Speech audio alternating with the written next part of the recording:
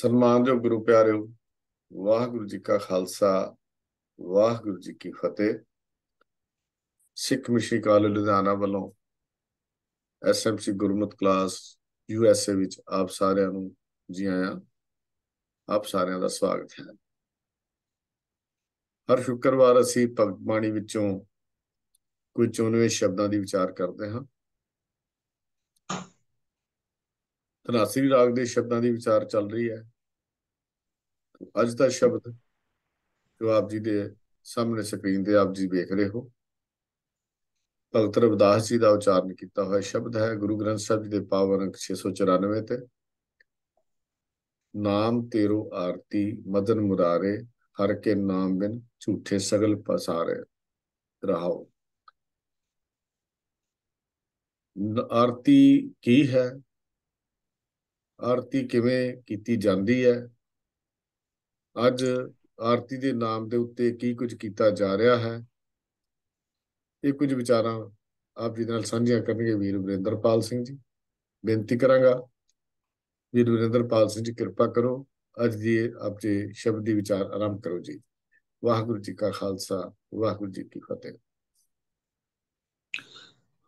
ਵਾਹਿਗੁਰੂ ਇੱਕ ਓੰਕਾਰ ਸਤਨਾਮ ਕਰਤਾ ਪੁਰਖ ਨਿਰਭਉ ਨਿਰਵੈਰ ਅਕਾਲ ਮੂਰਤ ਅਜੂਨੀ ਸੈਭੰ ਗੁਰ ਪ੍ਰਸਾਦ।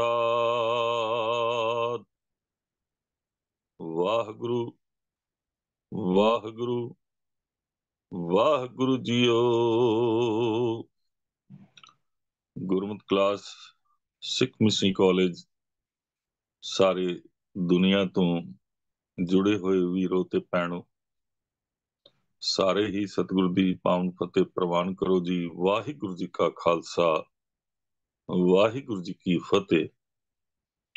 आज जो सिख मिशन कॉलेज ਦੇ ਚੇਅਰਮੈਨ ਭਾਈ ਸਾਹਿਬ ਭਾਈ ਹਰਜੀਤ ਸਿੰਘ ਜੀ ਤੇ ਸਾਰੀ ਟੀਮ ਨੇ ਮੇਰੀ ਜਿਹੜੀ ਡਿਊਟੀ ਲਾਈ ਹੈ ਆਰਤੀ ਦੇ ਬਾਰੇ, ਭਗਤ ਰਵਿਦਾਸ ਜੀ ਕੀ ਕਹਿੰਦੇ ਹਨ ਤੇ ਗੁਰਮਤਿ ਦੇ ਸਿਧਾਂਤ ਵਿੱਚ ਆਰਤੀ ਕੀ ਹੈ ਤੇ ਸੰਸਾਰ ਦੇ ਲੋਕ ਕਿਸ ਕਿਸਮ ਦੀ ਆਰਤੀ ਕਰ ਰਹੇ ਹਨ, ਜਿਸ ਵਿੱਚ ਗੁਰਮਤਿ ਦਾ ਸਿਧਾਂਤ ਪੂਰਨ ਤੌਰ ਤੇ ਸਹੀ ਹੈ ਜਾਂ ਨਹੀਂ ਹੈ, ਇਸ ਨੂੰ ਅੱਜ ਸਾਡੇ ਵੀਰ ਸਹੀ ਤਰੀਕੇ ਨਾਲ ਸਮਝ ਨਹੀਂ ਪਾ ਰਹੇ ਹਨ, ਉਹ ਭਟਕਣਾ ਵਿੱਚ ਪਏ ਹਨ।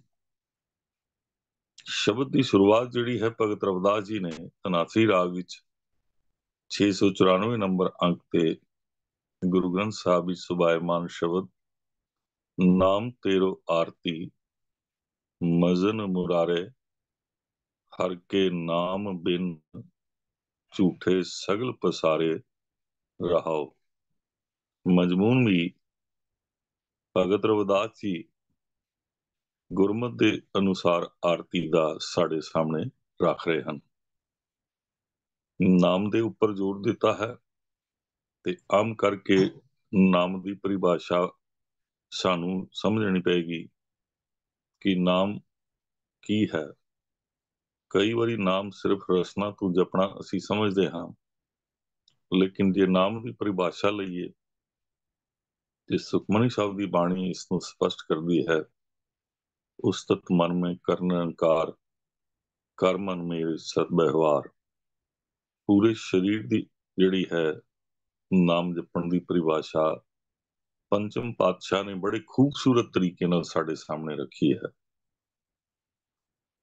ਨਾਮ ਤੇਰੋ ਆਰਤੀ, ਆਰਤੀ ਸ਼ਬਦ ਨੂੰ ਜੇ ਸਹੀ ਤਰੀਕੇ ਨਾਲ ਸਮਝਣਾ ਹੋਵੇ ਤੇ ਸਾਨੂੰ ਗੁਰੂ ਨਾਨਕ ਸਤਿਗੁਰੂ ਪਾਤਸ਼ਾਹ ਜੀ ਦੇ ਪਹਿਲੇ ਜਾਮੇ 'ਚ ਗਗਨ ਮਿਥਾਲ ਰਵ ਚੰਦ ਦੀਪਕ ਇਸ ਸ਼ਬਦ ਦਾ ਉਚਾਰਨ ਜਗਨਨਾਥਪੁਰੀ ਦੇ ਅੰਦਰ ਸਤਿਗੁਰ ਨੇ ਬੇਬਾਕ ਤਰੀਕੇ ਨਾਲ ਧਨਾਸਰੀ ਰਾਗ ਵਿੱਚ ਹੀ ਸਾਰੀ ਦੁਨੀਆ ਦੇ ਸਾਹਮਣੇ ਰੱਖਿਆ। ਜਦ ਜਗਨਨਾਥਪੁਰੀ ਵਿੱਚ ਗੁਰੂ ਨਾਨਕ ਸਤਿਗੁਰੂ ਜੀ ਗਏ ਤੇ ਉਹ ਦੌਰਾ ਕਈ ਦਿਨਾਂ ਦਾ ਸੀ ਉੱਥੇ ਕਈ ਜਿਹੜੇ ਸਨ ਲੋਕਾਂ ਨੂੰ ਠੱਗਣ ਵਾਲੇ ਸਾਧੂ, ਜਿਸ ਤਰ੍ਹਾਂ ਅੱਜ ਵੀ ਤੁਰੇ ਫਿਰਦੇ ਨੇ ਸੰਤ ਸਾਧ ਦੇ ਨਾਂ ਤੇ, ਇਸੇ ਤਰ੍ਹਾਂ ਦੇ ਉੱਥੇ ਵੀ ਕਈ ਸਨ। ਸਾਡਾ ਇਹ ਵੀ ਭੁਲੇਖਾ ਦੂਰ ਹੋਣਾ ਚਾਹੀਦਾ ਕਿ ਅੱਜ ਹੀ ਇਹ ਸਾਧੂ ਸੰਤ ਜਿਹੜੇ ਨੇ ਆਪਣੀ ਪ੍ਰਾਪਰਟੀ ਬਣਾ ਬੈਠੇ ਹਨ। ਇਹ ਸਦੀਆਂ ਤੋਂ ਇਸੇ ਤਰ੍ਹਾਂ ਲੋਕਾਂ ਨੂੰ ਭਰਮਾ ਰਹੇ ਨੇ, ਲੋਕਾਂ ਨੂੰ ਠੱਗ ਰਹੇ ਨੇ ਧਰਮ ਦੇ ਨਾਂ ਤੇ।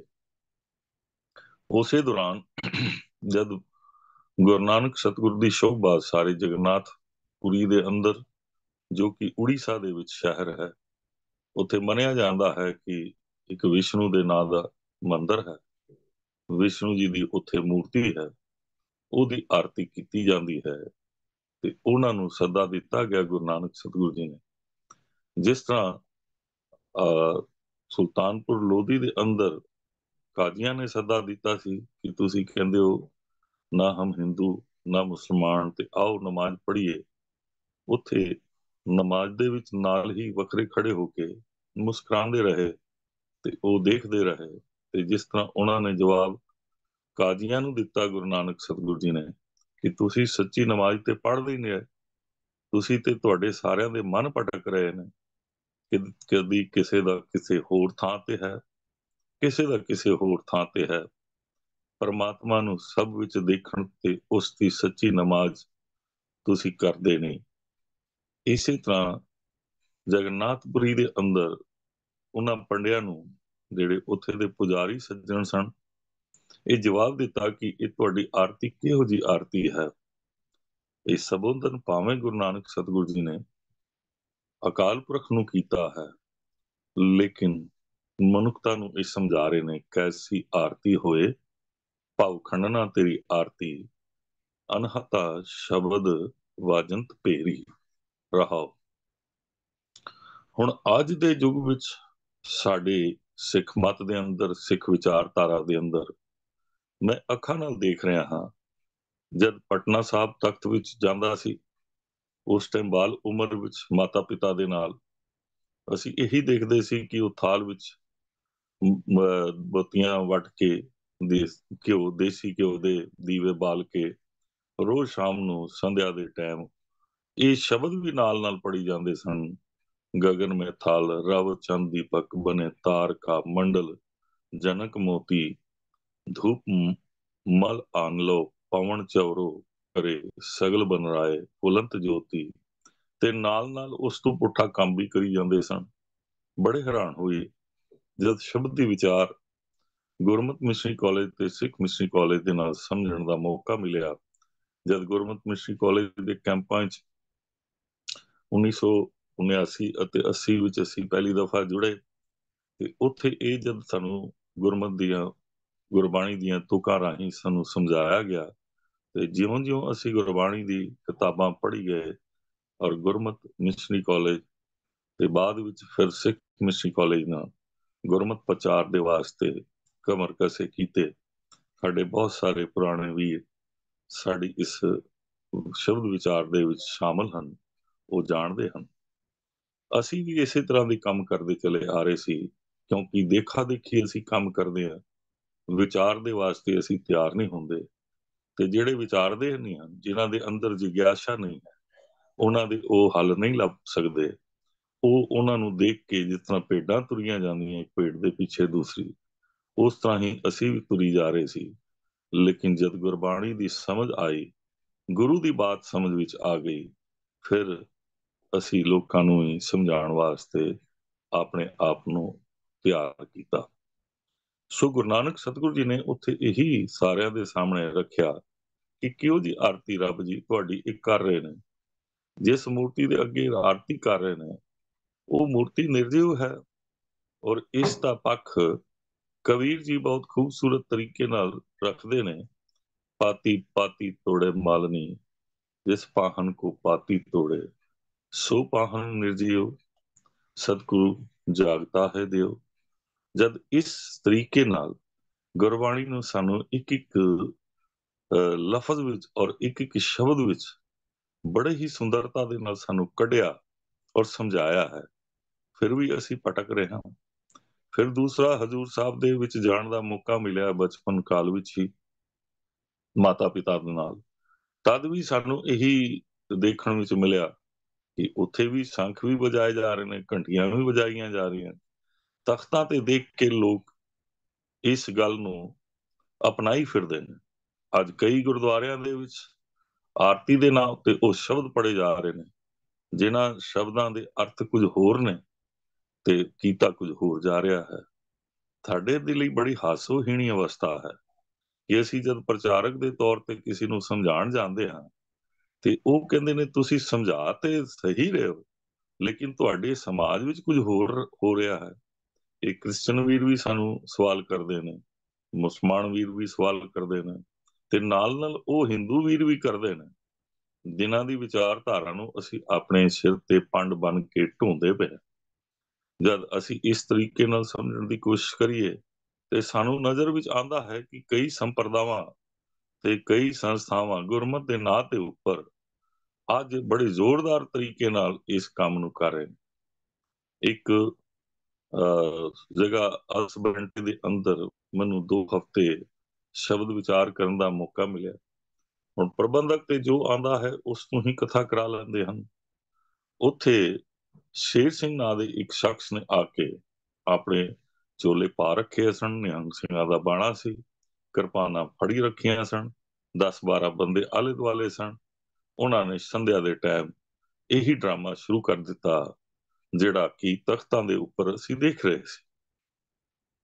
ਔਰ ਇੱਥੇ USA ਦੇ ਅੰਦਰ, ਅਮਰੀਕਾ ਦੇ ਅੰਦਰ ਵੀ ਇਹੀ ਚਾਲ ਚੱਲੀ ਜਾ ਰਹੀ ਹੈ ਤੇ ਸਿੱਖਾਂ ਨੂੰ, ਸਿੱਖ ਨੌਜਵਾਨਾਂ ਨੂੰ ਇਹਨਾਂ ਬਾਣੇ ਦੇ ਨਾਂ ਤੇ ਸ਼ਸਤਰਾਂ ਦੇ ਨਾਂ ਤੇ ਭਟਕਾਇਆ ਜਾ ਰਿਹਾ ਹੈ।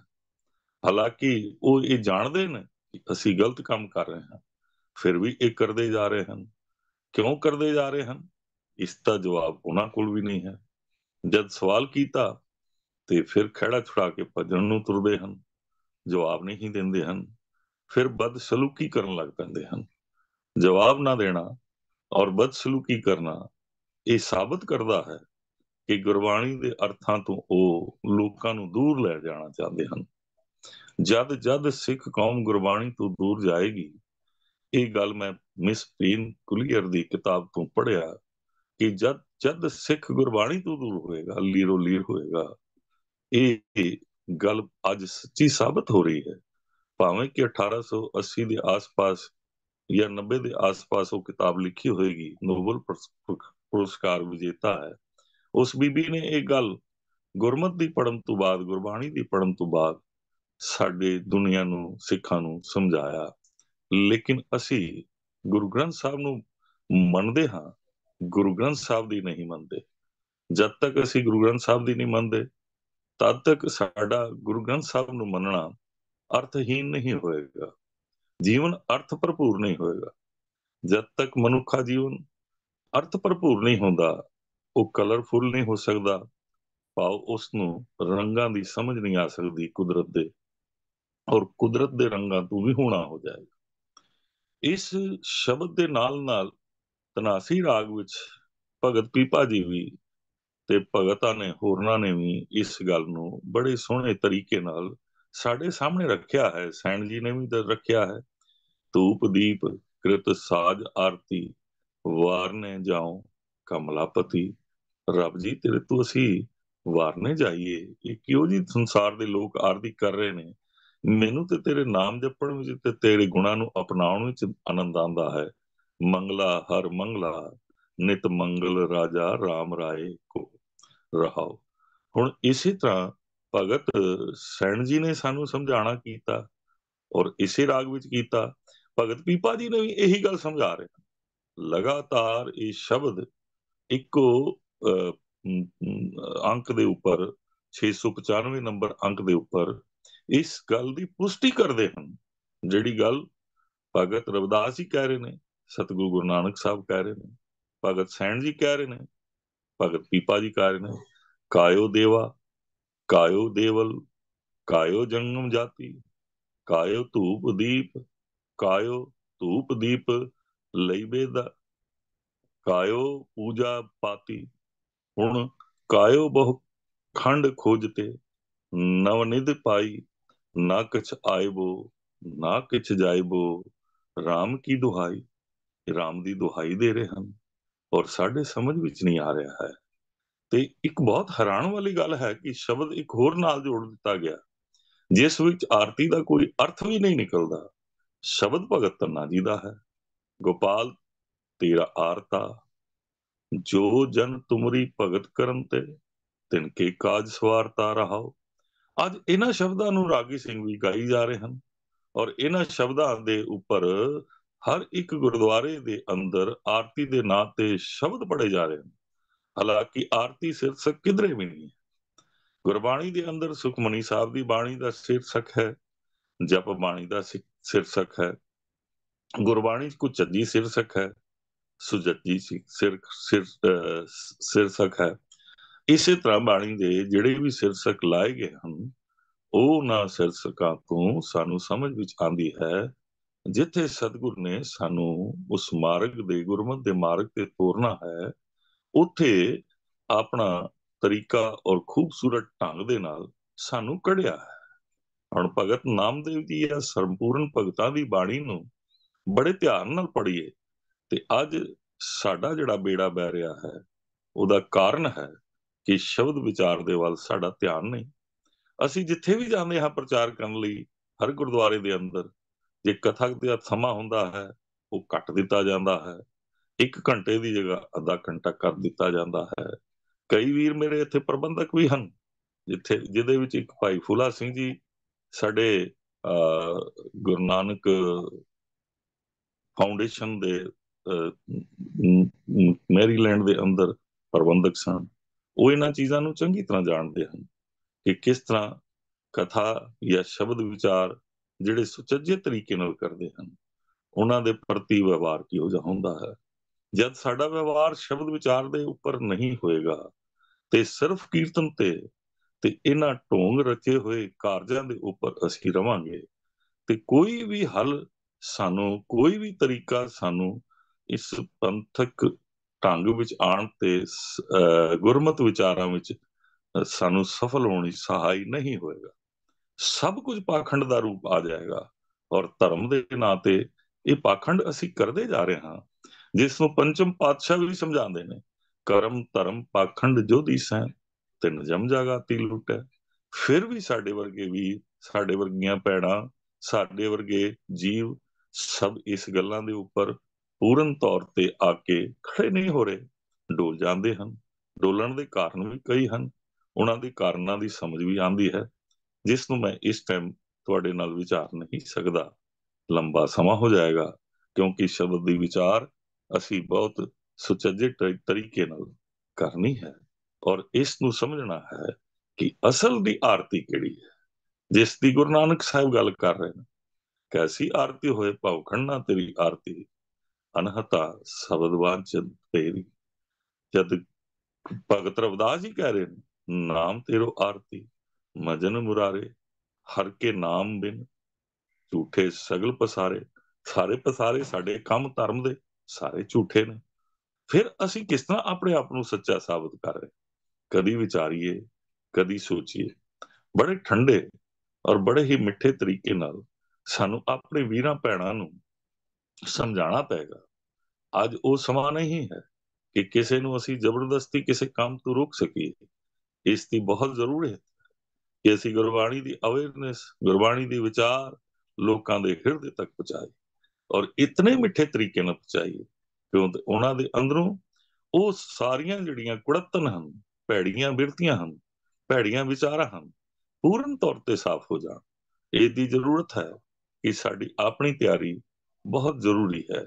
ਜਦ ਤੱਕ ਸਾਡੀ ਆਪਣੀ ਤਿਆਰੀ ਨਹੀਂ ਹੁੰਦੀ, ਬਾਰ-ਬਾਰ ਅਸੀਂ ਸ਼ਬਦ ਵਿਚਾਰ ਨੂੰ ਚੰਗੇ ਤਰੀਕੇ ਨਾਲ ਪੜਚੋਲ ਨਹੀਂ ਕਰਦੇ ਔਰ ਨਿੱਤਾਂ ਪ੍ਰਤੀ ਪੜਚੋਲ ਨਹੀਂ ਕਰਦੇ, ਅਸੀਂ ਅਰਥ ਭਰਪੂਰ ਨਾ ਹੀ ਜ਼ਿੰਦਗੀ ਜੀ ਸਕਦੇ ਹਾਂ, ਨਾ ਕਿਸੇ ਨੂੰ ਇਹ ਜ਼ਿੰਦਗੀ ਦੇ ਸਕਦੇ ਹਾਂ।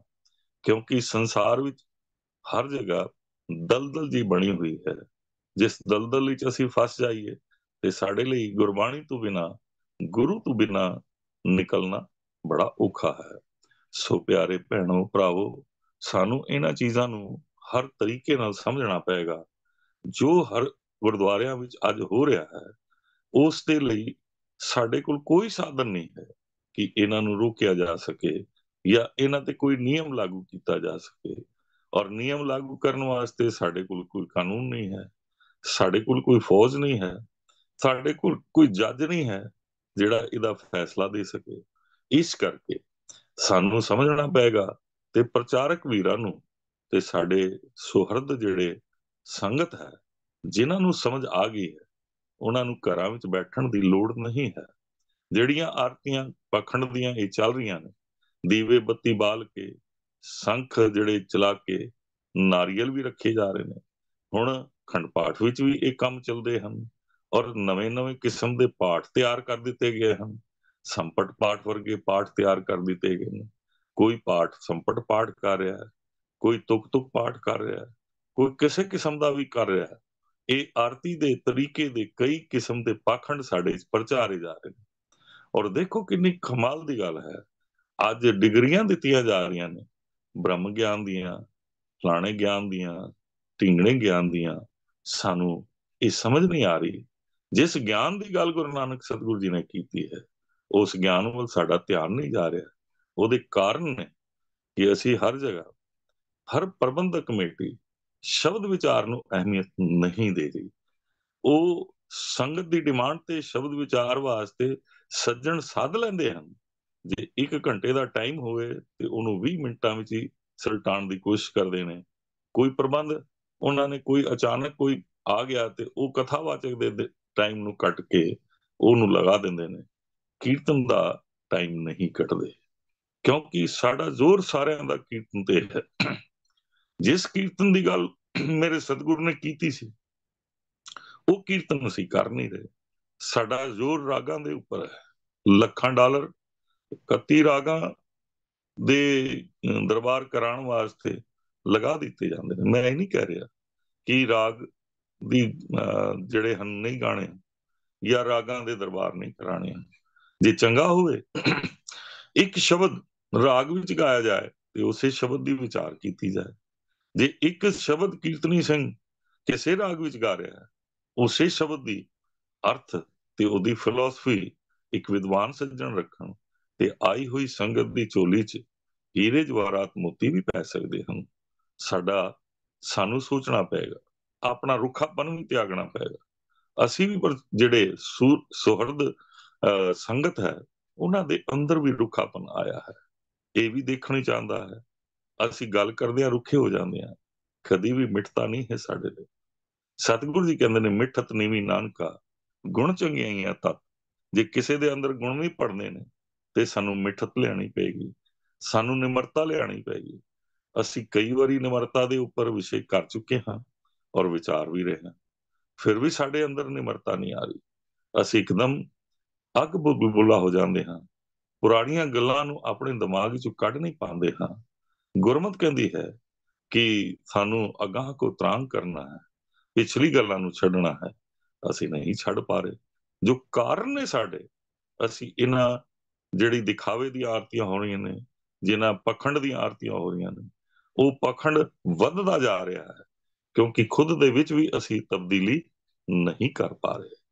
ਤੇ ਹੁਣ ਆਓ ਸ਼ਬਦ ਦੀ ਵਿਚਾਰ ਨੂੰ ਕਰਕੇ ਦੇਖੀਏ, ਭਗਤ ਰਵਿਦਾਸ ਜੀ ਕੀ ਕਹਿਣਾ ਚਾਹੁੰਦੇ ਨੇ।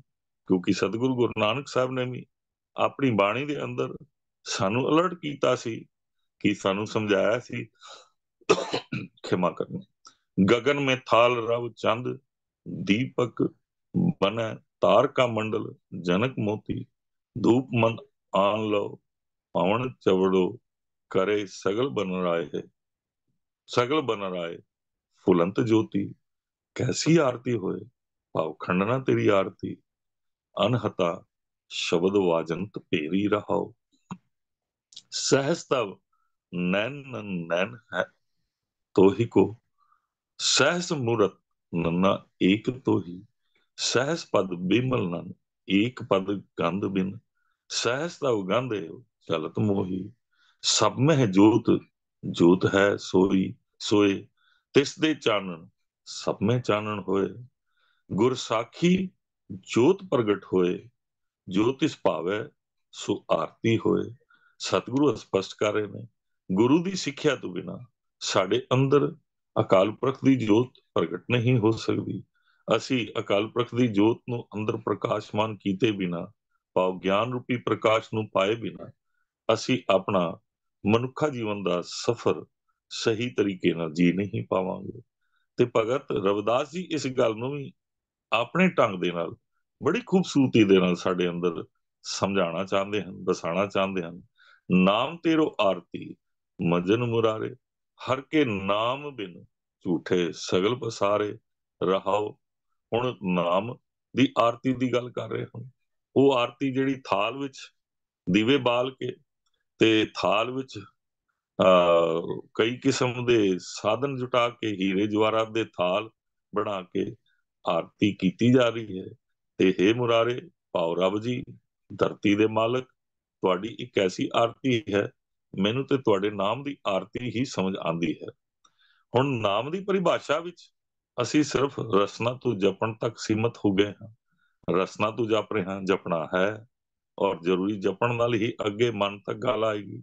ਕਿਉਂਕਿ ਰਸਨਾ ਤੋਂ ਬੋਲ ਕੇ, ਕੰਨਾਂ ਤੋਂ ਸੁਣ ਕੇ ਮਨ ਤੇ ਗੱਲ ਆਉਂਦੀ ਹੈ। ਤੇ ਸਤਿਗੁਰੂ ਨੇ ਕਿਹਾ ਵੀ ਹੈ, ਗਾਵੀਐ ਸੁਣੀਐ ਮਨ ਰੱਖੀਏ ਭਾਓ, ਦੁੱਖ ਪਰ ਹਰ ਸੁੱਖ ਕਰ ਲੈ ਜਾਏ। ਇਹਨਾਂ ਚੀਜ਼ਾਂ ਨੂੰ ਅਸੀਂ ਸਮਝ ਸਮਝ ਕੇ ਜਦ ਗੁਰਬਾਣੀ ਰਾਹੀਂ ਆਪਣੇ ਜੀਵਨ ਨੂੰ ਖੂਬਸੂਰਤ ਬਣਾਉਣ ਦੇ ਰਾਸਤੇ ਤੇ ਤੁਰਦੇ ਹਾਂ, ਸਾਡੇ ਸਾਹਮਣੇ ਇੱਕ ਮਕਸਦ ਹੁੰਦਾ ਹੈ, ਇੱਕ ਟਾਰਗੇਟ ਹੁੰਦਾ ਹੈ, ਤੇ ਅਸੀਂ ਉਸ ਨੂੰ ਸਫਲਤਾ ਦੇ ਨਾਲ ਆਪਣੇ ਅੰਦਰ ਵਸਾ ਸਕਦੇ ਹਾਂ। ਇਹ ਵੀ ਢੰਗ ਹੈ ਜਿਹੜਾ ਖੂਬਸੂਰਤ ਹੈ ਔਰ ਗੁਰੂ ਸਤਿਗੁਰੂ ਨੇ ਬਖਸ਼ਿਆ ਹੈ। ਨਾਮ ਦੀ ਪਰਿਭਾਸ਼ਾ ਵਿੱਚ ਜੇ ਅਸੀਂ ਜਾਈਏ ਤੇ ਸਤਿਗੁਰੂ ਸੁਖਮਨੀ ਸਾਹਿਬ ਦੀ ਬਾਣੀ ਵਿੱਚ ਕਹਿੰਦੇ ਨੇ ਕਿ ਨਾਮ ਸਿਰਫ ਰਸਨਾ ਤੋਂ ਜਪਣਾ ਨਹੀਂ ਹੈ, ਨਾਮ ਕੇ ਧਾਰੇ ਖੰਡ ਬ੍ਰਹਮੰਡ। ਇਹ ਨਾਮ ਦਾ ਮਤਲਬ ਹੈ ਰੱਬ ਜੀ ਦਾ ਹੁਕਮ, ਤੇ ਮਤਲਬ ਇਹ ਹੋਇਆ ਕਿ ਰੱਬ ਜੀ ਦਾ ਹੁਕਮ ਨਾਮ ਹੈ। ਉਸ ਨੂੰ ਵੀ ਸਾਨੂੰ ਹਰ ਟਾਈਮ ਧਿਆਨ ਵਿੱਚ ਰੱਖਣਾ ਪਏਗਾ, ਉਸ ਤੇ ਤੁਰਨਾ ਪਏਗਾ। ਹੁਕਮ ਤੇ ਤੁਰਨਾ ਵੀ ਇੱਕ ਕਿਸਮ ਨਾਲ ਜਪਣਾ ਹੈ। ਮਾਰੂ ਰਾਗ ਦੇ ਅੰਦਰ ਵੀ ਗੁਰੂ ਪੰਚਮ ਪਾਤਸ਼ਾਹ ਆਪਣੇ ਸ਼ਬਦ ਦੇ ਅੰਦਰ ਸਮਝਾਣਾ ਕਰਦੇ ਨੇ, ਸਿਮਰੈ ਧਰਤ ਔਰ ਆਕਾਸ਼। ਜਦ ਅਸੀਂ ਸਿਮਰਨ ਦੀ ਗੱਲ ਦੇਖਦੇ ਹਾਂ ਤੇ ਧਰਤੀ ਤੇ ਆਕਾਸ਼ ਕੋਈ ਸਿਮਰਨ ਕਰ ਨਹੀਂ ਰਹੇ, ਫਿਰ ਇੱਕ ਐਸਾ ਸਿਮਰਨ ਹੈ। ਇੱਥੇ ਇੱਕ ਗੱਲ ਸਮਝ ਵਿੱਚ ਆ ਜਾਂਦੀ ਹੈ ਕਿ ਹੁਕਮ ਰੂਪੀ ਸਿਮਰਨ ਨੂੰ ਅਸੀਂ ਨਹੀਂ ਕਰ ਰਹੇ, ਰਸਨਾ ਰੂਪੀ ਸਿਮਰਨ ਦੇ ਵੱਲ ਸਾਡਾ ਜ਼ਿਆਦਾ ਜ਼ੋਰ ਹੈ। ਸੋ ਸਾਡਾ ਜੀਵਨ ਸਚਿਆਰਾ ਕਿਸ ਤਰ੍ਹਾਂ ਹੋਏਗਾ, ਇਸ ਗੱਲ ਵੱਲ ਸਤਿਗੁਰੂ ਪਾਤਸ਼ਾਹ ਗੁਰਬਾਣੀ ਰਾਹੀਂ ਸਾਨੂੰ ਧਿਆਨ ਦਿਵਾਉਂਦੇ ਨੇ। ਤੇ ਭਗਤ ਰਵਿਦਾਸ ਜੀ ਕਹਿ ਰਹੇ ਨੇ, ਅਸਲ ਵਿੱਚ ਨਾਮ ਜਪਣਾ ਤੇ ਗੁਣਾਂ ਨੂੰ ਧਾਰਨ ਕਰਨ ਦੀ ਆਰਤੀ ਮੈਂ ਆਪਣੇ ਅੰਦਰ ਵਸਾ ਲਈ ਹੈ। ਤੇ ਹਰੀ ਦੇ ਨਾਮ ਤੇ ਹਰੀ ਦੇ ਗੁਣਾਂ ਤੋਂ ਬਿਨਾਂ ਇਹ ਸਭ ਕੁਝ ਝੂਠਾ ਪਸਾਰਾ ਹੈ। ਕਿਉਂਕਿ ਪ੍ਰਮਾਤਮਾ ਤੋਂ ਬਿਨਾਂ ਕੋਈ ਵੀ ਚੀਜ਼ ਸਚਿਆਰੀ ਨਹੀਂ ਹੋ ਸਕਦੀ। ਤੇ ਸਤਿਗੁਰੂ ਨੇ ਆਸਾ ਕੀ ਵਾਰ ਦੀ ਬਾਣੀ ਦੇ ਅੰਦਰ ਸਮਝਾਣਾ ਵੀ ਕੀਤਾ ਹੈ, ਕੂੜ ਰਾਜਾ, ਕੂੜ ਪ੍ਰਜਾ, ਕੂੜ ਸਭ ਸੰਸਾਰ। ਹੁਣ ਇਹ ਕੂੜ ਕਿਉਂ ਹੈ? ਕੂੜ ਕੂੜੇ ਨੇਹੋਂ ਲੱਗਿਆ ਵਿਸਰਿਆ ਕਰਤਾਰ। ਜਦ ਰੱਬ ਜੀ ਦੇ ਗੁਣ, ਰੱਬ ਜੀ ਦੇ ਨਾਮ ਜਪਣ ਦੀ ਬਿਰਤੀ, ਰੱਬ ਜੀ ਦੇ ਉਪਦੇਸ਼ ਤੇ ਹੁਕਮ ਤੇ ਤੁਰਨ ਦੀ ਆਦਤ, ਇਹਨਾਂ ਚਾਰ ਗੁਣਾਂ ਨੂੰ ਅਸੀਂ ਛੱਡ ਦਿੰਦੇ ਹਾਂ ਤੇ ਸਭ ਕੁਝ ਕੂੜ ਹੋ ਜਾਂਦਾ ਹੈ। ਅਗਲੀਆਂ ਪੰਕਤੀਆਂ ਭਗਤ ਰਵਿਦਾਸ ਜੀ ਹੋਰ ਖੂਬਸੂਰਤ ਤਰੀਕੇ ਨਾਲ ਖੋਲ ਕੇ ਸਮਝਾਉਂਦੇ ਹਨ।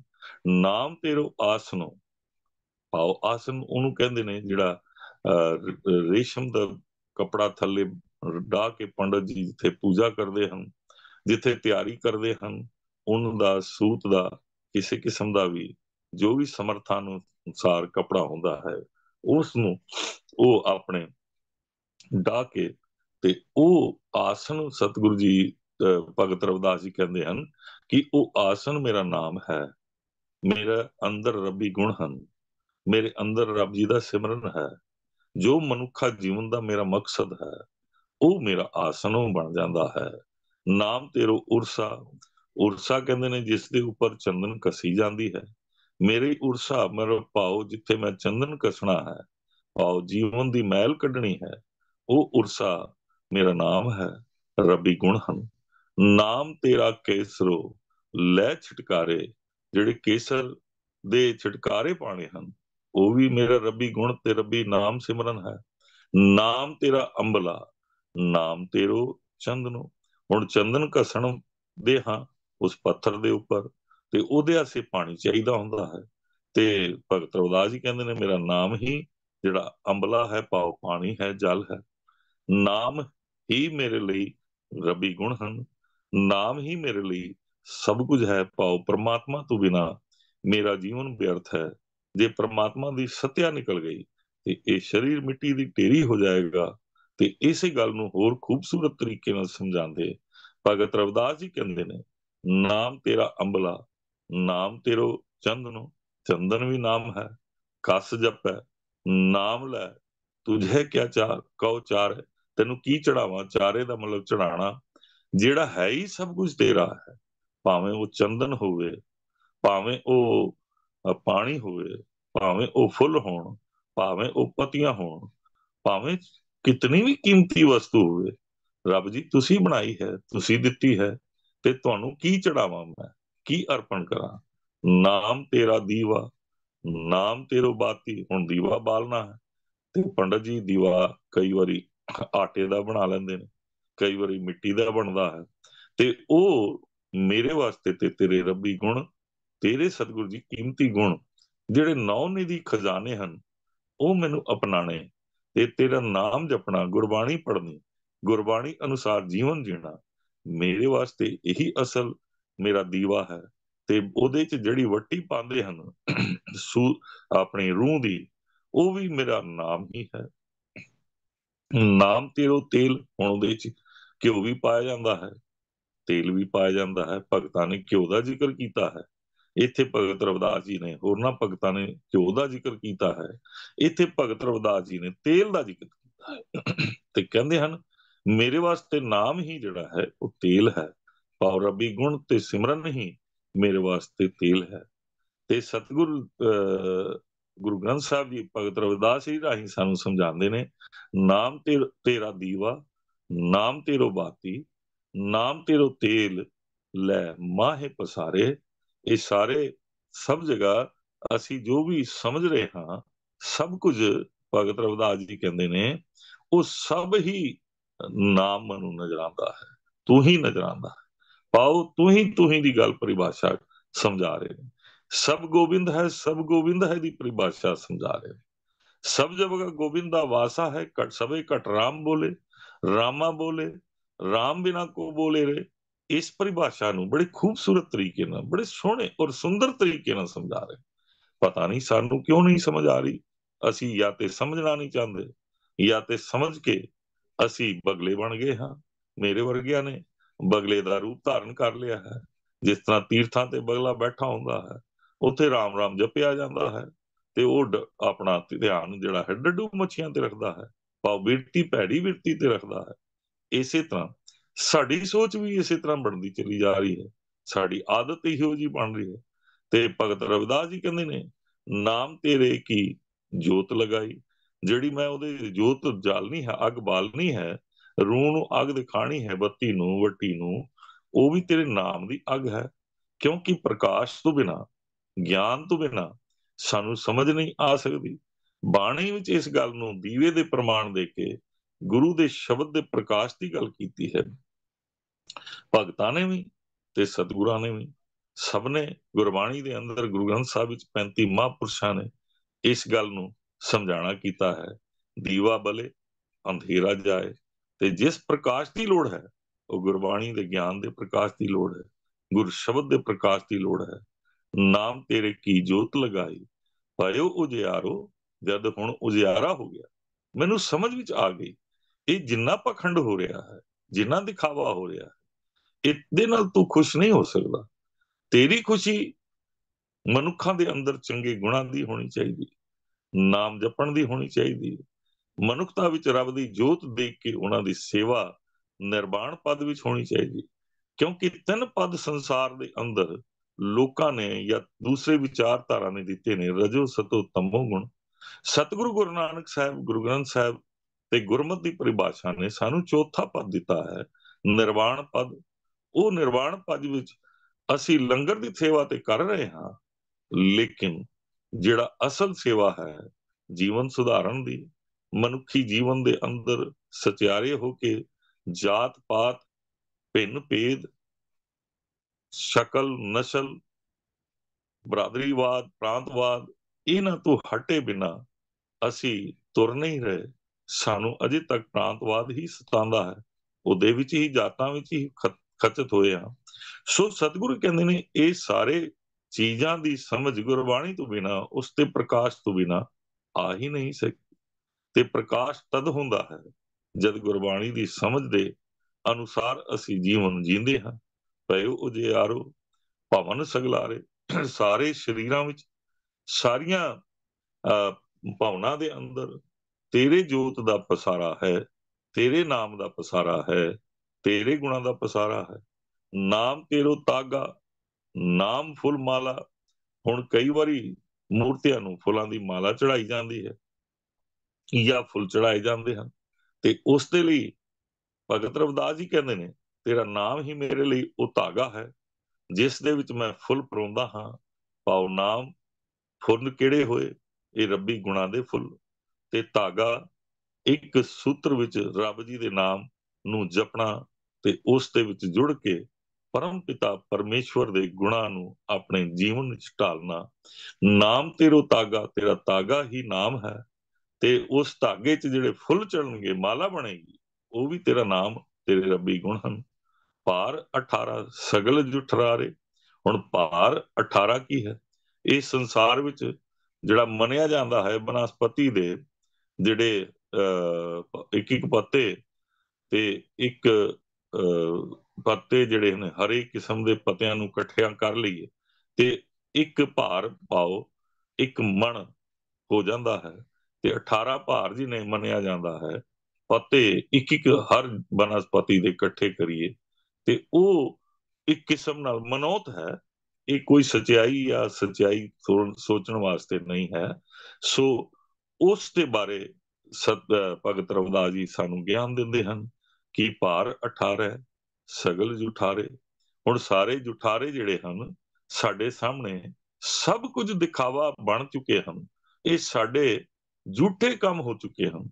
ਅਸੀਂ ਇਹਨਾਂ ਪਖੰਡਾਂ ਦੇ ਨਾਂ ਤੇ ਜੋ ਜੋ ਕਰਦੇ ਚਲੇ ਜਾ ਰਹੇ ਹਾਂ। ਗੁਰੂ ਨਾਨਕ ਦੀ ਪਰਿਭਾਸ਼ਾ, ਗੁਰਮਤ ਦੀ ਪਰਿਭਾਸ਼ਾ, ਗੁਰੂ ਗ੍ਰੰਥ ਸਾਹਿਬ ਦੀ ਪਰਿਭਾਸ਼ਾ ਇਸ ਨੂੰ ਮੰਨਣ ਲਈ ਤਿਆਰ ਨਹੀਂ ਹੈ। ਅਸੀਂ ਜਿੰਨਾ ਕੁਝ ਵੀ ਮੰਨੀ ਜਾਈਏ, ਗੁਰੂ ਗ੍ਰੰਥ ਸਾਹਿਬ ਪਾਤਸ਼ਾਹ ਦੇ ਸ਼ਰਨ ਵਿੱਚ ਤੇ ਗੁਰਬਾਣੀ ਦੇ ਸ਼ਰਨ ਵਿੱਚ ਇਹ ਕਦੀ ਕੰਮ ਆਉਣ ਵਾਲੇ ਨਹੀਂ ਹਨ। ਤੇ ਸਤਿਗੁਰੂ ਦੀ, ਗੁਰੂ ਗ੍ਰੰਥ ਸਾਹਿਬ ਦੀ ਗੱਲ ਨੂੰ ਭਗਤ ਰਵਿਦਾਸ ਜੀ ਆਪਣੀ ਬਾਣੀ 'ਚ ਇਸ ਤਰ੍ਹਾਂ ਅੱਗੇ ਵਧਾਉਂਦੇ ਹਨ। ਤੇਰੋ ਕੀਆ ਤੁਝੇ ਕਿਆ ਅਰਪਾਂ। ਹੁਣ ਤੈਨੂੰ ਕੀ ਅਰਪਾਂ? ਤੇ ਉਹ ਸਭ ਕੁਝ ਤੇ ਤੇਰਾ ਹੀ ਕੀਤਾ ਹੋਇਆ ਹੈ, ਤੇ ਤੇਰਾ ਕੀਤੇ ਨੂੰ ਤੇਰੇ ਅੱਗੇ ਕੀ ਅਰਪਾਂ। ਅੱਜ ਗੁਰਸਿੱਖ ਹੀ ਸੋਚਦਾ ਹੈ ਕਿ ਮੈਂ ਲੱਖਾਂ ਦਾ ਲੰਗਰ ਕਰਾ ਕੇ ਗੁਰੂ ਨੂੰ ਖੁਸ਼ ਕਰ ਰਿਹਾ ਹਾਂ, ਵੱਡੇ ਚੰਦੋਵੇ ਲਾ ਕੇ ਗੁਰੂ ਨੂੰ ਖੁਸ਼ ਕਰ ਰਿਹਾ ਹਾਂ, ਜਾਂ ਸੋਨੇ ਦੀਆਂ ਥਾਲੀਆਂ ਵਿੱਚ ਆਰਤੀਆਂ ਕਰਾ ਰਿਹਾ ਹਾਂ ਤੇ ਗੁਰੂ ਗ੍ਰੰਥ ਸਾਹਿਬ ਖੁਸ਼ ਹੋ ਜਾਣਗੇ। ਐਸੇ ਲੋਕ ਕਰਾਉਣ ਵਾਲੇ ਵੀ ਹਨ ਤੇ ਐਸੇ ਲੋਕ ਕਰਨ ਵਾਲੇ ਵੀ ਹਨ, ਜਿਹੜੇ ਸੋਨੇ ਦੀਆਂ ਥਾਲੀਆਂ ਦਿੰਦੇ ਹਨ ਤੇ ਉਹਨਾਂ ਆਰਤੀਆਂ ਨੂੰ ਕਰਾਉਂਦੇ ਨੇ, ਜਿਹਨੂੰ ਗੁਰੂ ਗ੍ਰੰਥ ਸਾਹਿਬ ਜੀ ਪਾਖੰਡ ਕਰ ਰਹੇ ਨੇ। ਜਿਸ ਗੱਲ ਤੋਂ ਗੁਰੂ ਰੋਕ ਰਿਹਾ ਹੈ ਉਸੇ ਕੰਮ ਨੂੰ ਕਰ ਉਹਨਾਂ ਦੇ ਸਾਹਮਣੇ ਅਸੀਂ ਇਸ ਤਰ੍ਹਾਂ ਕਰਦੇ ਹਾਂ ਜਿਸ ਤਰ੍ਹਾਂ ਉਹਨਾਂ ਨੂੰ ਅਸੀਂ ਉਹਨਾਂ ਦਾ ਮਜ਼ਾਕ ਉਡਾਉਂਦੇ ਹੋਈਏ। ਤੇ ਸਤਿਗੁਰੂ ਪਿਤਾ ਕਹਿੰਦੇ ਨੇ ਤੇਰੋ ਕੀਆ ਤੁਝੇ ਕਿਆ ਅਰਪਾਂ, ਨਾਮ ਤੇਰਾ ਤੂੰ ਹੀ ਚਵਲ ਢੁਲਾਰੇ। ਸਾਰੇ ਪਾਸੇ ਤੇਰੇ ਨਾਮ ਦੀ, ਤੇਰੀ ਸ਼ੋਭਾ ਹੈ, ਤੇਰੀ ਬਨਸਪਤੀ ਤੈਨੂੰ ਚਵਰ ਕਰ ਰਹੀ ਹੈ, ਤੇਰੀ ਖੁਸ਼ਬੂ ਵੱਧ ਰਹੀ ਹੈ, ਤੇਰੀ ਹਵਾ ਚੱਲ ਰਹੀ ਹੈ, ਤੇਰੇ ਉੱਪਰ ਹਰ ਕਿਸਮ ਦਾ ਉਹ ਕਾਰਜ ਹੋ ਰਿਹਾ ਹੈ ਜਿਹੜਾ ਸੰਸਾਰ ਦੇ ਲੋਕ ਦਿਖਾਵੇ ਮਾਤਰ ਵਿੱਚ ਕਰਦੇ ਹਨ। ਤੇਰੀ ਕੁਦਰਤ ਜਿਹੜੀ ਹੈ ਉਹ ਆਪਣੇ ਆਪ ਵਿੱਚ ਆਰਤੀ ਹੈ। ਤੇਰਾ ਕੁਦਰਤ ਦਾ ਸਾਰਾ ਬਣਾਇਆ ਹੋਇਆ ਇਹ ਬ੍ਰਹਮੰਡ ਤੇਰੀ ਆਰਤੀ ਕਰ ਰਿਹਾ ਹੈ। ਹੁਣ ਅਗਲੀਆਂ ਪੰਕਤੀਆਂ ਵਿੱਚ ਕਹਿੰਦੇ ਨੇ 10 ਅੱਠਾਂ 8 ਸੱਠੇ ਚਾਰੇ ਖਾਣੀ। ਹੁਣ 10 ਅੱਠਾਂ ਦਾ ਮਤਲਬ ਹੈ ਕਿ 18 ਪੁਰਾਣ ਜਿਹੜੇ ਹਨ, 8 ਸੱਠੇ 68 ਤੀਰਥ ਜਿਹੜੇ ਹਨ, ਚਾਰੇ ਖਾਣੀਆਂ, ਚਾਰੇ ਤਰੀਕੇ ਨਾਲ ਜਿਹੜਾ ਮੰਨੇ ਜਾ ਰਹੇ ਹਨ ਕਿ ਲੋਕ ਪੈਦਾ ਹੁੰਦੇ ਨੇ। ਹਾਲਾਂਕਿ ਗੁਰਮਤ ਚਾਰੇ ਖਾਣੀਆਂ ਨੂੰ ਨਹੀਂ ਮੰਨਦੀ, ਉਹ ਤੇ ਅਨੇਕਾਂ ਕਰੋੜਾਂ ਖਾਣੀਆਂ, ਭਾਵ ਪਤਾ ਨਹੀਂ ਕਿੰਨੀ ਬੇਅੰਤ ਤਰੀਕੇ ਨੇ ਸੰਸਾਰ ਦੇ ਵਿੱਚ ਪੈਦਾ ਕਰਨ ਦੇ। ਤੇਰੇ ਤੇਰੇ ਤਰੀਕੇ ਤੂੰ ਹੀ ਜਾਣਦਾ ਹੈ। ਲੇਕਿਨ ਜੇ ਮੰਨ ਲਿੱਤਾ ਖਿਮਾ ਕਰ, ਚਾਰੇ ਖਾਣੀਆਂ ਦੇ ਲੋਕ ਵੀ ਤੇਰੇ ਸੰਸਾਰ ਵਿੱਚ ਉਹ ਕਾਰਜ ਜਿਹੜਾ ਹੈ 10 ਅੱਠਾਂ 8 ਸੱਠੇ ਚਾਰੇ ਖਾਣੀ, ਇਹ ਵਰਤਣ ਹੈ ਸਗਲ ਸੰਸਾਰੇ। ਇਹ ਸੰਸਾਰ ਦਾ ਵਰਤਾਰਾ ਹੈ, ਇਹ ਗੁਰਮਤ ਦਾ ਵਰਤਾਰਾ ਨਹੀਂ ਹੈ। ਸਾਰੇ ਤੀਰਥਾਂ ਦੇ ਇਸ਼ਨਾਨ, ਸਭ ਕਿਸਮ ਦੀਆਂ ਜੁਨੀਆਂ, ਸਭ ਭਟਕਣਾ ਜਿਹੜੀਆਂ ਨੇ ਉਹ ਸਫਲ ਨਹੀਂ ਹਨ ਜੇ ਅਸੀਂ ਪਰਮਾਤਮਾ ਦੇ ਗੁਣ ਧਾਰਨ ਨਾ ਕਰੀਏ, ਰੱਬ ਜੀ ਦਾ ਨਾਮ ਸਿਮਰਨ ਨਾ ਕਰੀਏ, ਆਪਣੀਆਂ ਆਦਤਾਂ ਨਾ ਬਦਲੀਏ, ਆਪਣੇ ਅੰਦਰ ਦੀਆਂ ਵਿਚਾਰਾਂ ਜਿਹੜੀਆਂ ਗੰਦੀਆਂ ਸਾਡੇ ਅੰਦਰ ਤੁਰ ਰਹੀਆਂ ਨੇ, ਜਿਨ੍ਹਾਂ ਨੂੰ ਨੀਚ ਵਿਚਾਰਾਂ ਕਿਹਾ ਜਾਂਦਾ ਹੈ, ਉਹਨਾਂ ਦੇ ਫੁਰਨਿਆਂ ਨੂੰ, ਉਹਨਾਂ ਦੇ ਸਰੋਤਾਂ ਨੂੰ ਬੰਦ ਨਾ ਕਰੀਏ। ਕਹੇ ਰਵਿਦਾਸ ਨਾਮ ਤੇਰੋ ਆਰਤੀ, ਸਤ ਨਾਮ ਹੈ ਹਰ ਭੋਗ ਤੁਹਾਰੇ। ਅਸਲ ਭੋਗ ਕੀ ਹੈ? ਰਵਿਦਾਸ ਜੀ ਕਹਿੰਦੇ ਨੇ ਤੇਰਾ ਨਾਮ ਹੀ ਅਸਲ ਆਰਤੀ ਹੈ। ਇਹ ਥਾਲਾਂ ਦੀ ਆਰਤੀ ਤੇ ਪਾਖੰਡ ਹੈ, ਇਹ ਦਿਖਾਵਾ ਹੈ, ਲੋਕਾਂ ਨੂੰ ਭਟਕਾਉਣ ਵਾਲਾ ਕੰਮ ਹੈ। ਜਿਹੜੇ ਸੱਚੇ ਮਾਰਗ ਤੇ ਜੁੜੇ ਨੇ ਉਹਨਾਂ ਦੇ ਲਈ ਵੀ ਸਾਡੇ ਪ੍ਰੋਬਲਮ ਖੜੇ ਕਰਨ ਦੀ ਆਦਤ ਬਣ ਗਈ ਹੈ ਕਿ ਐਸੇ ਲੋਕ ਤਿਆਰ ਕੀਤੇ ਜਾਣ ਜਿਹੜੇ ਗੁਰਮਤ ਦੇ ਨਾਂ ਤੇ ਪਾਖੰਡ ਕਰਦੇ ਚਲੇ ਜਾਣ।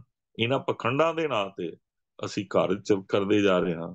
ਹੁਣ ਸਤਿਗੁਰੂ ਜੀ ਦੀ ਗੱਲ ਨੂੰ ਭਗਤ ਰਵਿਦਾਸ ਜੀ ਅਖੀਲੀਆਂ ਪੰਕਤੀਆਂ 'ਚ ਇਸ ਤਰ੍ਹਾਂ ਸਮਝਾ ਰਹੇ ਨੇ, ਸਤ ਨਾਮ ਹੈ ਅਡੋਲ ਪਰਮਾਤਮਾ ਜਿਹੜਾ ਸਭ ਜਗ੍ਹਾ ਨਵਿਆ ਹੋਇਆ ਹੈ, ਹਰ ਭੋਗ ਤੁਹਾਰੇ। ਇਹ ਸਤਿਗੁਰੂ ਜੀ ਸਭ ਕੁਝ ਤੇਰਾ ਭੋਗ ਪਾਓ। ਭੋਗ ਦਾ ਮਤਲਬ ਇੱਥੇ ਦੁੱਧ ਖੀਰ ਆਦਿਕ ਦੀ ਭੇਟਾ ਤੇਰਾ ਨਾਮ ਹੈ, ਤੇਰੇ ਰੱਬੀ ਗੁਣ ਹਨ ਜਿਨ੍ਹਾਂ ਨੂੰ ਅਸੀਂ ਅਪਣਾ ਕੇ ਸਮਾਜ ਨੂੰ ਖੂਬਸੂਰਤ ਬਣਾ ਸਕਦੇ ਹਾਂ, ਮਨੁੱਖੀ ਜੀਵਨ ਦੇ ਅੰਦਰ ਕੁਝ ਅਰਥ ਲਿਆ ਸਕਦੇ ਹਾਂ, ਕਲਰਫੁਲ ਕਰ ਸਕਦੇ ਹਾਂ, ਇਸ ਦੇ ਵਿੱਚ ਇਸ ਨਾਲ ਰਸ ਲਿਆ ਸਕਦੇ ਹਾਂ ਕਿ ਆਨੰਦਦਾਇਕ ਜੀਵਨ ਜੀਣ ਦਾ ਸਾਨੂੰ ਮਹੱਤਵ ਸਮਝ ਆ ਜਾਏ, ਅਸੀਂ ਮਨੁੱਖਾ ਜੀਵਨ ਦੇ ਅਰਥਾਂ ਨੂੰ ਤੇ ਮਹੱਤਵ ਨੂੰ ਸਮਝ ਸਕੀਏ ਔਰ ਸਾਡਾ ਜੀਵਨ ਜਿਹੜਾ ਹੈ ਉਹ ਰੱਬੀ ਗਿਆਨ ਅਤੇ ਰੱਬੀ ਉਪਦੇਸ਼ਾਂ ਦੇ ਵੱਲ ਤੁਰ ਪਵੇ। ਅਸੀਂ ਅਸਲ ਜੀਵਨ ਦੇ ਸਫਲਤਾ ਨੂੰ ਪਾਉਣ ਦੀ ਥਾਂ ਤੇ ਕੁਝ ਹੋਰ ਤਰੀਕੇ ਅਪਣਾ ਰਹੇ ਹਾਂ, ਜਿਸ ਦੇ ਨਾਲ ਸਾਡਾ ਜੀਵਨ ਜਿਹੜਾ ਹੈ ਉਹ ਵਿਅਰਥ ਹੋ ਰਿਹਾ। ਸਾਨੂੰ ਸਾਡਾ ਜੀਵਨ ਸਿਰਫ ਵਿਅਰਥ ਨਹੀਂ ਹੋ ਰਿਹਾ, ਸਾਡੇ ਪਰਿਵਾਰਾਂ ਦਾ, ਸਾਡੇ ਸਮਾਜ ਦਾ, ਸਾਰੀ ਲੁਕਾਈ ਦਾ, ਜਿਨ੍ਹਾਂ ਦੀ ਚਿੰਤਾ ਗੁਰੂ ਨਾਨਕ ਸਤਿਗੁਰੂ ਜੀ ਨੇ, ਉਹਨਾਂ ਨੇ ਇਸ ਚਿੰਤਾ ਨੂੰ ਕਰਦਿਆਂ ਹੋਇਆ ਆਪਣਾ ਘਰ ਛੱਡਿਆ ਤੇ ਉਦਾਸੀਆਂ ਕੀਤੀਆਂ, ਲੋਕਾਂ ਦੇ ਘਰ ਘਰ ਤੱਕ ਪਹੁੰਚੇ, ਉਹਨਾਂ ਸਾਰੇ ਲੋਕਾਂ ਦੇ ਘਰ ਦੇ ਕੁੰਡੇ ਖੜਕਾਏ, ਉਹਨਾਂ ਸਾਰੇ ਲੋਕਾਂ ਦੇ ਹਿਰਦੇ ਦੇ ਕੁੰਡੇ ਖੜਕਾਤੇ ਕਿ ਆਓ ਪਿਆਰਿਓ, ਜੋ ਕਰ ਰਹੇ ਹੋ ਇਹ ਮਨੁੱਖਤਾ ਦਾ ਭਲਾ ਨਹੀਂ ਕਰ ਸਕਦੇ, ਇਹ ਰੱਬੀ ਨਿਯਮਾਂ ਵਿੱਚ ਨਹੀਂ ਆ ਸਕਦੇ, ਇਹ ਕੁਦਰਤ ਨੂੰ ਨਹੀਂ ਪਛਾਣ ਸਕਦੇ ਤੇ ਕਾਦਰ ਦੀ ਉਸਤਤ ਨਹੀਂ ਕਰ ਸਕਦੇ। ਸੋ ਸਾਨੂੰ ਸੱਚੀ ਜਿਹੜੀ ਆਰਤੀ ਕਾਦਰ ਦੀ, ਉਸ ਹੁਕਮਾਂ ਤੇ ਤੁਰਨਾ ਤੇ ਉਸ ਦੇ ਨਾਮ ਨੂੰ ਜਪਣ ਵਿੱਚ ਪ੍ਰਾਪਤ ਕਰਨੀ ਚਾਹੀਦੀ। ਸਾਨੂੰ ਸੱਚੀ ਆਰਤੀ ਕੁਦਰਤ ਦੇ ਅੰਦਰ ਰੱਬ ਦੀ ਜੋਤ ਨੂੰ ਦੇਖ ਕੇ ਸਭ ਦੇ ਨਾਲ ਪ੍ਰੇਮ ਕਰਨ ਦੀ ਪਾਣੀ ਚਾਹੀਦੀ, ਔਰ ਜਿਸ ਪ੍ਰੇਮ ਨੂੰ ਪਾਉਣ ਵਾਸਤੇ ਸਾਨੂੰ ਸੀਸ ਤਲੀ ਤੇ ਰੱਖਣ ਵਾਸਤੇ ਗੁਰੂ ਨਾਨਕ ਪਾਤਸ਼ਾਹ ਜੀ ਕਹਿੰਦੇ ਨੇ, ਜੋ ਤੋਂ ਪ੍ਰੇਮ ਖਿਲਣ ਕਾ ਚਾਓ, ਸਿਰਧਰ ਤਲੀ ਗਲੀ ਮੁਰੇ ਆਓ, ਇਤ ਮਾਰਗ ਪੈਰ ਤਰੀਜੇ, ਸਿਰ ਦੀਜੇ ਕਾਨ ਨਾ ਕੀ। ਹੁਣ ਇਸ ਪ੍ਰੇਮ ਦੇ ਖਾਤਰ ਸਾਨੂੰ ਆਪਣਾ ਆਪ ਕੁਰਬਾਨ ਕਰਨਾ ਪਏਗਾ। ਸਿਰ ਕਟਾਉਣ ਦੀ ਲੋੜ ਨਹੀਂ ਹੁੰਦੀ, ਸਾਨੂੰ ਸਿਰ ਭੇਟ ਕਰਨ ਦੀ ਲੋੜ ਹੈ, ਔਰ ਉਸ ਸਿਰ ਦੇ ਕਾਰਜ ਗੁਰਬਾਣੀ ਦੇ ਅਨੁਸਾਰ ਹੋਣੇ ਚਾਹੀਦੇ। ਅਸਲ ਮਕਸਦ ਗੁਰਬਾਣੀ ਦਾ ਪ੍ਰਚਾਰ, ਗੁਰਬਾਣੀ ਦੇ ਅਨੁਸਾਰ ਜੀਵਨ ਜੀਣਾ ਔਰ ਅਰਥ ਭਰਪੂਰ ਮਨੁੱਖਤਾ ਨੂੰ ਜੀਵਨ ਜੀਣ ਦੀ ਜਾਚ ਸਮਝ ਕੇ ਸਮਝਾਣੀ, ਇਹ ਸਾਡਾ ਅਸਲ ਮਕਸਦ ਬਣ ਜਾਣਾ ਚਾਹੀਦਾ। ਔਰ ਜਦ ਅਸੀਂ ਉਸ ਅਸਲ ਮਕਸਦ ਨੂੰ ਪਾਉਣ ਦੇ ਲਈ ਤੁਰਦੇ ਹਾਂ ਤੇ ਸਾਨੂੰ ਇਸ ਪਖੰਡੀ ਆਰਤੀਆਂ ਦੀ, ਜਿਹੜੀਆਂ ਕਿ ਤਖਤਾਂ ਤੇ ਚੱਲ ਰਹੀਆਂ ਨੇ, ਉਹਨਾਂ ਦੇ ਉੱਪਰ ਜਿੱਦ ਦੇ ਨਾਲ ਚੱਲ ਰਹੀਆਂ, ਜ਼ਬਰਦਸਤੀ ਚੱਲ ਰਹੀਆਂ, ਅੱਜ ਕੱਲ ਕਈ ਗੁਰਦੁਆਰਿਆਂ ਦੇ ਅੰਦਰ ਹੋ ਰਹੀ। ਔਰ ਇਸ ਪਖੰਡ ਨੂੰ ਪਹਿਲਾਂ ਤੇ ਸਿਰਫ ਸਾਜ਼ ਤੇ ਵਾਜਿਆਂ ਨਾਲ ਪੜ੍ਹਦੇ ਸਨ, ਅੱਜ ਕੱਲ ਮੈਂ ਦੇਖ ਰਿਹਾ ਅਮਰੀਕਾ ਦੇ ਅੰਦਰ ਗੁਰਦੁਆਰਿਆਂ ਦੇ ਅੰਦਰ ਵੀ ਉਹ ਲੋਕ ਆ ਕੇ ਉਹੀ ਕਿਸਮ ਦੇ ਥਾਲ ਸਜਾਉਂਦੇ ਨੇ, ਘੰਟੀਆਂ ਵਜਾਉਂਦੇ ਨੇ, ਸ਼ੰਖ ਵਜਾਉਂਦੇ ਨੇ ਤੇ ਸਾਬਤ ਕਰਦੇ ਨੇ ਕਿ ਗੁਰੂ ਮਹਾਰਾਜ ਨੇ ਸਾਨੂੰ ਇਹਨਾਂ ਸ਼ਬਦਾਂ ਵਿੱਚ ਜੋ ਕਿਹਾ ਗਿਆ ਹੈ ਉਹ ਸ਼ਬਦਾਂ ਰਾਹੀਂ ਭਰਮਾਉਣ ਦੀ ਕੋਸ਼ਿਸ਼ ਕਰਦੇ ਨੇ।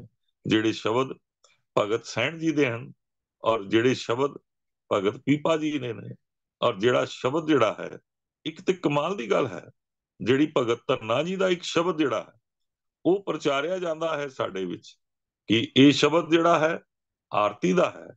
ਅਸਲ ਵਿੱਚ ਉਹ ਤੇ ਜੋਦੜੀ ਦਾ ਸ਼ਬਦ ਹੈ, ਆਰਤੀ ਦਾ ਤੇ ਹੈ ਨਹੀਂ। ਆਰਤੀ ਦਾ ਮਕਸਦ ਤੇ ਥਾਲ ਵਿੱਚ ਦੀਵੇ ਬੱਤੀ ਫੁੱਲ ਤੇ ਉਹਨਾਂ ਦੇ ਵਿੱਚ ਵਟੀਆਂ ਪਾ ਕੇ, ਘਿਓ ਦੇਸੀ ਪਾ ਕੇ, ਉਹਨਾਂ ਬੱਤੀਆਂ ਨੂੰ ਜਲਾ ਕੇ ਤੇ ਥਾਲ ਵਿੱਚ ਸਜਾ ਕੇ ਮੂਰਤੀ ਦੇ ਅੱਗੇ ਉਹਦੇ ਸੱਜੇ ਪਾਸੇ ਤੇ ਉਸਦੇ ਖੱਬੇ ਪਾਸੇ ਭਾਂਤ-ਭਾਂਤ ਤਰੀਕੇ ਨਾਲ ਥਾਲ ਨੂੰ ਘੁਮਾਣਾ, ਔਰ ਉਸ ਦੇ ਵਿੱਚੋਂ ਇਹ ਸਮਝਣਾ ਕਿ ਆਰਤੀ ਹੋ ਰਹੀ ਹੈ। ਹੁਣ ਸ਼ਬਦ ਦੇ ਅਰਥ ਦੇਖੋ, ਗੋਪਾਲ ਤੇਰਾ ਅਰਥ ਆ, ਜੋ ਜਨ ਤੁਮਰੀ ਭਗਤ ਕਰਨ ਤੇ ਤਿਨਕੇ ਕਾਜ ਸਵਾਰਤਾ ਰਹਾਓ। ਹੁਣ ਇਸ ਰਾਹੋ ਦੇ ਬੰਦ ਵਿੱਚ ਸਤਿਗੁਰੂ ਅਕਾਲ ਪੁਰਖ ਗੋਪਾਲ ਦੇ ਅੱਗੇ ਭਗਤ ਧੰਨਾ ਜੀ ਕਰਨ, ਮੈਂ ਤੇ ਤੇਰੇ ਅੱਗੇ ਜੋਦੜੀ ਕਰਦਾ ਹਾਂ, ਮਿਹਨਤ ਕਰਦਾ ਹਾਂ ਕਿ ਮੇਰੇ ਸੰਸਾਰ ਵਿੱਚ ਆਉਣ ਤੇ ਤੁਸੀਂ ਦਾਲ ਵੀ ਦਿੱਤਾ ਹੈ, ਘਿਓ ਵੀ ਦਿੱਤਾ ਹੈ, ਆਟਾ ਵੀ ਦਿੱਤਾ ਹੈ, ਤੁਹਾਡੀ ਦਿੱਤੀ ਹੋਈ ਦਾਤਾਂ ਦੇ ਨਾਲ ਮੈਂ ਛਕ ਰਿਹਾ ਹਾਂ। ਬਹੁਤ ਸਾਰੀਆਂ ਚੀਜ਼ਾਂ ਦਿੱਤੀਆਂ ਨੇ, ਇਹਨਾਂ ਦੀ ਮੇਰੀ ਡਿਮਾਂਡ ਵੀ ਰਹਿੰਦੀ ਹੈ, ਤੇ ਮੈਂ ਗਾਵਾਂ ਵੀ ਮੰਗ ਸਕਦਾ ਹਾਂ, ਲਵੇਰੀ ਪਾਓ, ਬੱਚੀ ਵੀ, ਭੈਂਸ ਵੀ ਮੰਗ ਸਕਦਾ ਹਾਂ, ਬਹੁਤ ਸਾਰੀਆਂ ਚੀਜ਼ਾਂ ਮੰਗ ਸਕਦਾ ਹਾਂ। ਲੇਕਿਨ ਅਸਲ ਮੇਰਾ ਜੀਵਨ ਦਾ ਮਕਸਦ ਤੇਰੇ ਤੋਂ ਪਦਾਰਥ ਮੰਗਣਾ ਨਹੀਂ ਹੈ। ਸੱਚਾ ਜੀਵਨ ਹੋਣਾ ਬਹੁਤ ਜ਼ਰੂਰੀ ਹੈ। ਜੀਵਨ ਦੇ ਅੰਦਰ ਤੇਰੇ ਗੁਣ ਹੋਣੇ, ਪ੍ਰੇਮ ਦਾ, ਦਇਆ ਦਾ, ਨਿਰਵੈਰਤਾ ਦਾ, ਨਿਰਭਉਤਾ ਦਾ, ਇਹ ਗੁਣ ਮੇਰੇ ਅੰਦਰ ਹੋਣੇ ਬਹੁਤ ਜ਼ਰੂਰੀ ਹਨ। ਇਹਨਾਂ ਗੁਣਾਂ ਦੇ ਲਈ ਮੇਰੀ ਤੜਪ ਹੋਣੀ ਚਾਹੀਦੀ, ਮੇਰੇ ਅੰਦਰ ਉਸ ਦੀ ਖੂਬਸੂਰਤ ਵਿਚਾਰ ਜੀਣ ਦੀ ਢੰਗ ਹੋਣਾ ਚਾਹੀਦਾ। ਜਦ ਤੱਕ ਇਹ ਤੜਪ ਨਹੀਂ ਪੈਦਾ ਹੁੰਦੀ, ਸਾਨੂੰ ਸਮਝ ਨਹੀਂ ਆਉਂਦੀ ਕਿ ਸੰਸਾਰ ਦੇ ਲੋਕ ਕਿੱਧਰ ਜਾ ਰਹੇ ਨੇ ਤੇ ਨਿਰੰਕਾਰੀ ਲੋਕਾਂ ਨੇ ਕਿੱਧਰ ਚੱਲਣਾ ਹੈ, ਤਦ ਤੱਕ ਅਸੀਂ ਇਹਨਾਂ ਚੀਜ਼ਾਂ ਨੂੰ ਦੂਰ ਨਹੀਂ ਕਰ ਪਾਵਾਂਗੇ। ਸਮਾਜ ਦੇ ਅੰਦਰ ਚੱਲ ਰਹੀਆਂ ਵਿਕਰਤੀਆਂ, ਦੁਰਾਚਾਰੀਆਂ ਤੇ ਭੈੜੀਆਂ ਬਿਰਤੀਆਂ ਅਸੀਂ ਮਿਟਾ ਨਹੀਂ ਪਾਵਾਂਗੇ। ਸਾਨੂੰ ਦ੍ਰਿੜ ਤੇ ਆਤਮਿਕ ਤੌਰ ਤੇ ਬਲਵਾਨ ਹੋਣਾ ਪਏਗਾ, ਪ੍ਰੇਮ ਦੀ ਪਰਿਭਾਸ਼ਾ ਵਿੱਚ ਜੀਣਾ ਪਏਗਾ, ਔਰ ਨਿਮਰਤਾ ਦੇ ਘਰ ਵਿੱਚ ਆਉਣਾ ਪਏਗਾ, ਤੇ ਸਾਨੂੰ ਇਸ ਸਾਰੀ ਚੀਜ਼ ਦੀ ਸਮਝ ਆ ਜਾਏਗੀ, ਜਿਹੜੀ ਭਗਤ ਰਵਿਦਾਸ ਜੀ ਸਾਨੂੰ ਸਮਝਾਉਂਦੇ ਹਨ, ਔਰ ਸਾਨੂੰ ਸਮਝਾ ਕੇ ਸੱਚੀ ਆਰਤੀ ਵੱਲ ਤੋਰਦੇ ਹਨ। ਨਾਮ ਤੇਰੋ ਆਰਤੀ ਮਜਨ ਮੁਰਾਰੇ, ਹਰ ਕੇ ਨਾਮ ਬਿਨ ਝੂਠੇ ਸਗਲ ਪਸਾਰੇ। ਆਓ ਸਾਰੇ ਵੀਰ ਤੇ ਭੈਣ, ਅਸੀਂ ਮਿਲ ਕੇ ਵਿਚਾਰ ਕਰੀਏ, ਹੋਰ ਵਿਚਾਰਾਂ ਕਰੀਏ, ਹੋਰ ਖੋਜ ਕਰੀਏ ਕਿ ਅਸੀਂ ਗੁਰੂ ਦੀ ਬਾਣੀ ਦੇ ਅਨੁਸਾਰ ਕਿਸ ਤਰ੍ਹਾਂ ਚੱਲ ਸਕਦੇ ਹਾਂ, ਆਪਣੇ ਆਪ ਨੂੰ ਦ੍ਰਿੜ ਕਰ ਸਕਦੇ ਹਾਂ, ਤੇ ਸੱਚੇ ਮਾਰਗ ਨੂੰ ਪਾਉਣ ਵਾਸਤੇ ਕਿਹੜੇ ਕਾਰਜ ਕਰ ਸਕਦੇ ਹਾਂ। ਹੋਈਆਂ ਭੁੱਲਾਂ ਦੀ ਖਿਮਾ, ਸਤਿਗੁਰੂ ਜੀ ਕਿਰਪਾ ਕਰਨ। ਬਾਣੀ ਪੜ੍ਹਨ ਦੀ ਜਾਚ, ਗੁਰਬਾਣੀ ਨੂੰ ਵਿਚਾਰਨ ਦੀ ਜਾਚ ਆਪਣੀ ਕਿਰਪਾ ਨਾਲ ਸਾਨੂੰ ਬਖਸ਼ਣ। ਜਿੰਨੇ ਸੁਣਨ ਵਾਲੇ ਹਨ ਉਹਨਾਂ ਸੇ ਮੇਰੀ ਅਰਦਾਸ ਹੈ ਕਿ ਗੁਰਬਾਣੀ ਜਿਹੜੀ ਨੇਤਾ ਪ੍ਰਤੀ ਗੁਰਮਤਿ ਕਲਾਸ ਵਿੱਚ ਆਪ ਜੀ ਸਮਝਦੇ ਤੇ ਵਿਚਾਰਦੇ ਹੋ, ਉਹਨਾਂ ਨੂੰ ਆਪਣੇ ਜੀਵਨ ਵਿੱਚ ਢਾਲ ਸਕੋ। ਇਹ ਮੇਰੀ ਅਰਦਾਸ ਆਪ ਸਾਰਿਆਂ ਵਾਸਤੇ ਹੈ। ਸੋ ਮੇਰੀਆਂ ਭੁੱਲਾਂ ਨੂੰ ਬਖਸ਼ ਕੇ ਸਾਰੇ ਹੀ ਫਤਿਹ ਪ੍ਰਵਾਨ ਕਰੋ ਜੀ। ਵਾਹਿਗੁਰੂ ਜੀ ਕਾ ਖਾਲਸਾ, ਵਾਹਿਗੁਰੂ ਜੀ ਕੀ ਫਤਿਹ।